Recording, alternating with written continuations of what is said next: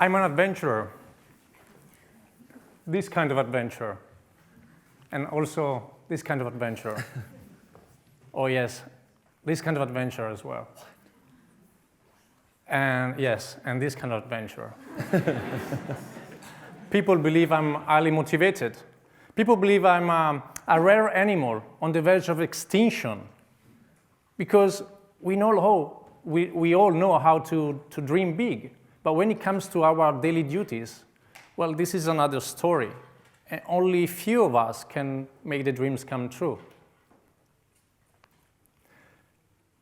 Alex, you're definitely an extraordinary man. You must be an extraordinary man, because you rode single-handed across 2 oceans by yourself. It must take a special kind of motivation. Those kind of things they normally say. But truth to be told, I'm not different from anyone else. And this statement generates fear and concerns because it leaves no excuses to hide behind. At 22, I dropped out from university because studying became a nightmare. Despite the big final reward, it was a pretty good job after all, not too dangerous, and a very good salary. I decided to turn my attention toward a different path. Now I'm home, I'm married, I have also 2 daughters. My wife makes fun of me because I try to find excuses to avoid my daily workout. It's too windy, it's too late, there is no time. Sometimes she wonders whether I'm the same man who rode across the 2 oceans. So when it comes to my motivation, I just face the same issues as anyone else. When it comes to motivation, there is a lot of theories and definition around this concept. Many people believe that individuals are either motivated or not motivated. Others claim that motivation is a stable trait of our personality, while others say that individuals, by definition, or to say better, by default, are not motivated and need to be pushed by means of stick and carrots models. What I believe is that motivation is not a static. It's constantly changing, goes up and down. And most importantly, the situation plays a crucial role. I also believe that motivation should be split in 2, intrinsic motivation and extrinsic motivation. Intrinsic motivation is the desire to seek new things and new challenge. It exists within the individuals, even when there is no rewards at all. Extrinsic motivation refers to the performance that is carried out to obtain a specific outcome. It comes from the influences that exist outside the individuals, and it's linked to the pursuing a pleasure and avoiding a punishment. But at this point, the most difficult question to answer is, where do people find motivation to act and to endure? In my quest for answers, I searched my journal that I kept through my entire journey across the Pacific Ocean. And surprisingly, out of a total of 294 days of the adventure, I recorded only 12 days of intrinsic motivation. In those days, I would have paid to be there. Being there was a pure joy. I recorded intense moments of pleasure. I felt connected with the natural world as never felt before. For example, I remember one night I was surrounded by a group of dolphins. They were swimming around me and underneath my boat. It was an extraordinary event. I could see their eyes. I could have touched their back if I wanted. As they swam around me, they created a kind of light turbulence, just enough to make the plankton to light it up and make it the water around me very, very bright. It was a memorable event. It was as if I was in the middle of the tail of a comet. But unfortunately, those moments don't last long. And the day after, you're back to the same old and boring routine of rowing against the odds.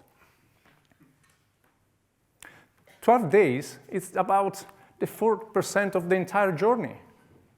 Not too much, after all. You might say, what makes you do it then? This is something I asked myself many, many times, and I've had plenty of time to think about it. The first and most important, and probably the most obvious factor of motivation is the goal I set. The clear image I picture in my mind of me rowing towards Australia. The feeling of being invincible, the feeling of being different somehow. The TV interviews, the money, the recognition, the girls around me, and the life that changed for the better. Yes, I'm honest. It makes part of it. It's all part of it. It gave me the strength to jump on the boat. But when you are there, in the middle of the ocean, the final goal disappears beyond the horizon. You start dealing with your own fears and demons. And the ultimate goal is to stay alive. Let alone rowing across an ocean. It's just to stay alive. This is just overwhelming. And you cannot think about anything that far away. So the final goal is not what pushed me towards Australia. Some might think that the answer is in the 12 days of deep intrinsic motivation. Yes, it makes it all worthwhile, but I cannot rely on them because I have no control on them. They just happen by chance. I was discussing this recently. I was discussing with a friend, and he asked me, if you were told in advance that you wouldn't have even one of those moments throughout the journey of your Pacific adventure, would you still go ahead and do it? And I said, obviously, I will. So the problem is that neither of the two arguments are what pushed me towards Australia. I believe that the reason are in the 282 days where I wasn't very intrinsically motivated. In those days, I remember that I spent days and nights into my cabin, praying God to take care of me. I was exhausted, I was wet, I was dirty. I was frustrated because the wind constantly pushed me backwards. I was desperate. I just wanted to go home and be an average man. I was discussing this thing with the friends I mentioned before, and he asked me, he looked at me first, astonished, and he asked me, if you had had the chance to wake up one morning and be already in Sydney, avoiding all the difficulties that you might encounter, wouldn't you have taken it? And I said, no. I wouldn't have taken the chance to avoid all those difficulties. And you know why? Because I believe that the experience is far more important than the accomplishment. Living every moment has a great chance to grow. Taking any challenge as a way to get to know yourself. Looking at every single obstacle in life, not as a punishment, but rather as a great chance, an opportunity to prove our greatness. Listen, watching you going through those very tough days is far more rewarding than you might think. You might say, yes, thanks, Alex, this concept is very easy to think and to say. But what about accepting it? Well, to be honest, I took 10 months to accept this concept.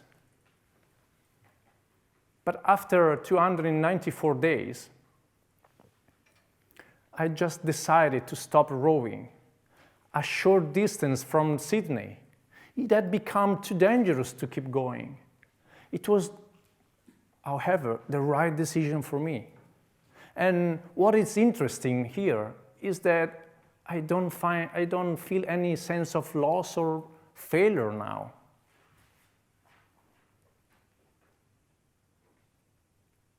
This is why I think that we should value the time we spend working on a project rather than value the goal itself.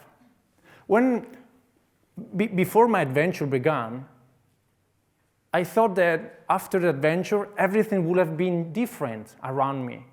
My life would have been transformed. My life totally changed.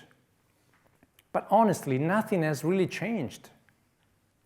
I'm the same old boy who tried to avoid daily routine, daily exercise. What really changed me was the adventure, was the journey. But wait a second, is this just me, or is there something we all share? I believe that we all have our ocean to cross. Whether it's writing a book, getting a certification, or build up a company, or just getting fit. We all need motivation to carry on when things get tough. Because it's all too tempting to give up. But we don't give up. We don't step back. Because we believe that sooner or later, at the end of our walk, our journey, there will be a big plate with a lot of delicious food. But the finest food, the nutrition we need, is not on top of the mountain. It's just in front of us every single day. Come on, guys. It's right there as we walk towards our goal. It's not on top of the mountain. And that's the truth. Paradoxically, achievement is just, by definition, the mean to a greater transformative experience. The journey is the profundity. Please take note. The journey is the profundity. And that's what I want to share with you today. Thanks.